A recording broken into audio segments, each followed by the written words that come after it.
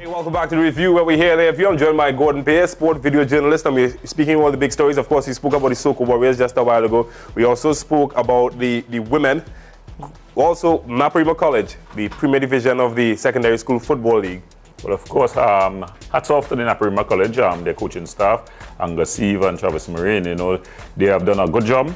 A lot more people, you know, would be angry with them, having taken back Jabari Mitchell and Nicholas Dillon, as well as the defender Watson. Yeah, Watson. Watson to play school football after the under-20 tournament. You know, so at the end of the day, though, of course, victory. It's going to be history. It's the first time that the Secondary Schools Football League has played the Premier Division. So, regardless if it's scrapped forever, that Naparima College is going to be written in history as having won that title, the first ever title. At the end of the day, though, I think the Secondary Schools League will have to go back and really assess, you know, the competition. Yeah. I think even because there is no Big Five and lead up towards the final, to decide the winner, I think it just really petered out. I think everybody playing everybody and then a winner being decided. I think something was missing. You know, we missed that Big Five where you come down from the north and they bring down your north posse to the south and what have you. I think that was definitely missing this year. But would not have been involved in the league in itself, with teams having to travel to God knows what end of the country to play? Yeah, but when you're going to play a league game, you don't really have that intensity and rivalry because you're going to play a league game. You know, you don't know what's the result up the road and what have you. So the real attraction, you know, like if you're going to play a Big Five game, everybody's going to come. Those who have been knocked out from the North Zone, they're going to back a North Zone team. The South Zone going to come with their South Zone teams. Tobago going to come with their teams. You know, so it's a different kind of vibes. Yeah. And I think on that final day, I would have been there. If I had been the secondary school's president, I would have been confused because I had to go quite Naparima to see if Naparima would get the job done. South to see if Naparima gets the job done, and then I'll have to be up in the north looking to see if St. Anthony. So I would be on my phone and my walkie-talkie. You know, I'll have 2 trophies all about the place. No, but that sounds exciting. That to me sounds a little exciting. It has the excitement in terms of the administration would be excited. Yeah, but I don't think the fans would be so excited, you know. I think had it been a grand final, St. Anthony's versus Naparima, I think you get a different vibe. You know, the stands will be packed, the boys beating their tass and what have you. When I looked at the pictures and all, you know, that you saw from Dong Achiever boys, when they won, of course, the Naparima boys would have run on and celebrate, but you didn't get that real final vibe, you know.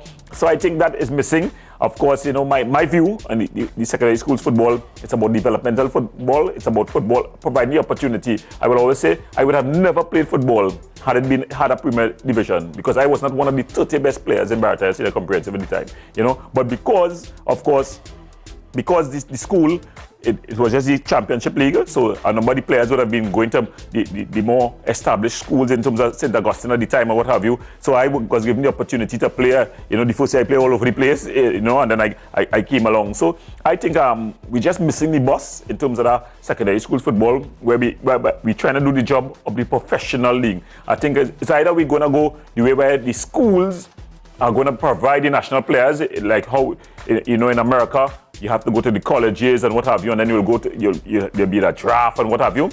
Or we're going to go the way of the Europeans, where we have the more academy setup, where the professional teams really deal with the footballing development of the player. Which do you think is the better system? I think because of how we have it in Trinidad and Tobago, it's going to be very difficult. But I think I'm going to lean more to a mixture of the academy system, the European system, and we have to remain in school. You know, we don't have established academies in Trinidad and Tobago where the educational aspect is taking full control of. So I think we have to mix it in. But I think no one can tell me that the level of play you're going to get in secondary school football is going to be anywhere near what you're going to get, say, under 17 Pro League game, under 17 Pro League fixture is 10 times more footballingly better than a secondary school fixture. All right, and what do you think about the level of competition? We looked at the league standings. Naparima College, of course, they won by, 3 points? 3 points, and second place in San Juan, close, a level on points, and Benedict just below that. So we saw some parity in terms of the point system rather than having one team run away with it. You know, what do you think that may have done to help the level of the secondary school football? No, well, you see, that's just competition. And I always say that I'm more into developmental than events. And I think when you come into the situation here, the secondary schools, football, I'm not knocking them. Of course, they are the basket of really football development in Trinidad and Tobago in terms of coming up the ladder. I think that I am saying that they really missed the bus in terms of that, because when you look at the league and you saw what went on, you saw St. Anthony's off brisk. Yeah, right. St. Mary's, in fact. Right, well. Yeah. But St. Anthony's were leading unbeatable. Bam! Naparima got back their 3 national players. And just 3 players was able to just turn around the season. Turn the whole season on its head. Immediately, St. Anthony's beaten. And beaten once, all other teams got the confidence, and till they went into a slide, a 3-game slide, and I think that really set the season for them there. You know, there was no coming back after that. So I think that shows, you know, that really the standard of football, that if 3 players could return to a team and make such a heavy impact that it actually spanned the league on its head, you know, I am definitely going to say that we need to be looking elsewhere if we're going to develop football, you know, and that's where we have to begin. I think the stakeholders have to sit down, and they have to be give and take. Of course, everybody wants to be the king of their own castles, you know, but for the good of football and Trinidad and Tobago, at the end of the day, you know, the stakeholders need to sit down and decide where in the food chain, you know, you lie. Whether you're going to be the producer, you know, the consumer, the first consumer, the second consumer, you know, you got to understand your position. Or the cheerleaders. Even the cheerleaders. And this year, you know, we didn't see the cheerleaders come out, you know, as we normally expect, you know, in secondary school football. All right, well, speaking of which, the TTFA, the Minister of National Security, is going to meet with the TTFA to discuss where they can assist in terms of financial help for the TTFA. Yeah, well, he's the Minister of Sport. I think it's Rupert Griffith who's going to... Rupert Griffith, rather. Yeah, so he's the Minister of Sport. Wrong Griffith. Yeah, wrong Griffith. Yeah, he's going to sit down. I think when the time has come, if all of this is because of Mr. Randy Waldron's tweet, then, you know, I'm going to have to salute that tweet. Oh, no. Gordon Pierre is going to change his position. No, I'm not going to... Then you'll have to... No, I'm not going to change my position there. I'm just going to say that if it's all because of that, yeah. But I think that's something that should have been done a long time ago. I think it's time that we go past the politics of the... playing politics with sport, you know, because sport impacts lives so much more than active politics. You know, when you go to places like India, you know, places like the UK, they are more familiar with Trinidad and Tobago. They don't know where we are, but they know sportsmen. They know sportsmen. You know, so we definitely got to reach that point where the nation comes first. You know, and that was my only problem with the tweet. You know, when he said Trinidad and Tobago, send it TNT, send it help, and it to me it played us, you know, like being a country in the back of I don't know where that is, right? But I really, you know, him back too. Yeah, I definitely really was taken aback by that. But if out of, you know, I'm already upon 10,000 flowers bloom, and this is one of it, I think the Ministry of Sport needs to sit down with the TTFA. The TTFA, though, you know, needs to come up with a plan. We cannot continually be going. They need to come up with a plan.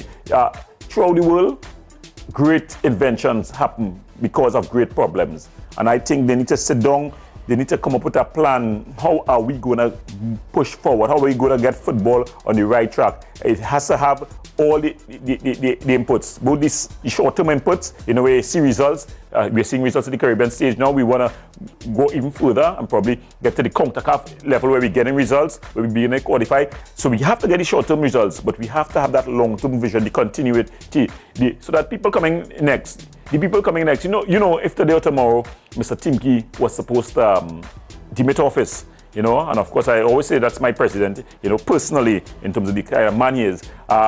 If he was supposed to demit office tomorrow, he would have left the same legacy that we have come in meeting, you know, the bankruptcy, you know, nobody wants to be involved with football, everybody has a hands-off approach, you know. So therefore, we have to sit down and really come to a place. Anybody going into that office, you know, it must not only be a title-bearing office, but you must come with a plan to move from here to where you want to get to. Must be a ceremonial president. Yeah, you can't be a ceremonial president. So definitely, you know, I'm gonna say, I say all that to say this, that I'm not willing to sacrifice, you know, the good personality or the loving person, you know, on the heart of on the heart of Trinidad and Tobago's football, because I always say I am more interested in those youths who live differently because of that desire. And you see what the ladies do, what the ladies are doing? That is why there can be no replacement for that.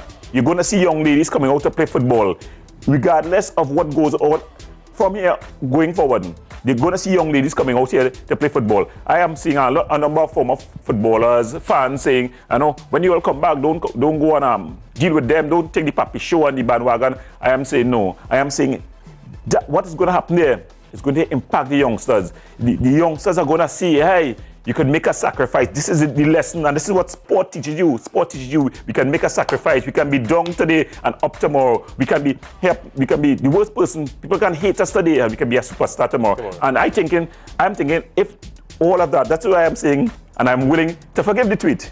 You know, even though I may not have liked it totally. Of course, I know that they were under some difficulties and what have you, and I could understand it. But I am saying that if the result of all of that from that tweet is that I increase accessibility, I increase visibility, that finally we're going to see Atlantic LNG having an ambassador from football, whether it be female or male. If you're going to see the NGC having an ambassador from football, whether female or male. If you're going to see B-Mobile having an ambassador from football. If you're going to see Toyota not have an ambassador from football who played so long ago and who have not done the national colors in about 8 years. If we're going to see... You want to call a name there? No, I'm not going to go. We all know. If we want to see... If I'm going to see under 20, probably the MVP, probably Kadim Corbin. You know what? If Kadim Corbin... What that would do for his players? Well, oh, my goodness me. Yeah. The players who had played just with him, the players who would have played around him as well and figure, you know, I'm better than Kadim.